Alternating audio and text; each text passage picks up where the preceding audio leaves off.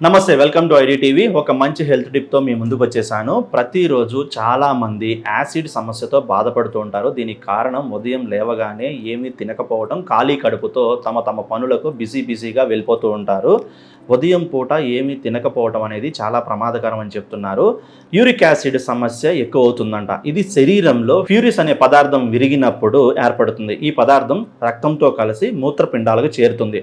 సాధారణంగా యూరిన్ ద్వారా బయటకి వెళ్ళిపోతుంది, కానీ అది పూర్తిగా బయటకు పోకపోతే దాని మోతాదు పెరిగిపోవటం వల్ల యూరిక్ యాసిడ్ స్థాయి కూడా పెరిగి శరీరంలోని కీళ్లల్లో నొప్పి మొదలవటం, ఒక్కసారిగా కూర్చోవడం లేదా లేవలేకపోవడం లాంటి కష్టంగా మారుతుంది.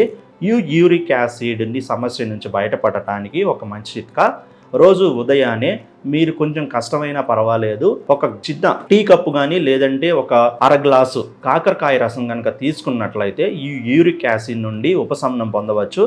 యూరిక్ యాసిడ్ సమస్య నివారించడంలో కాకరకాయ జ్యూస్ చాలా బాగా ఉపయోగపడుతుంది. మీకు కొంచెం చేదనిపించినా కష్టం అనిపించినా సరే కూడా ప్రతిరోజు ఒక చిన్న కప్పు పరిమాణంలో కాకరకాయ జ్యూస్ తాగటం మర్చిపోవద్దు.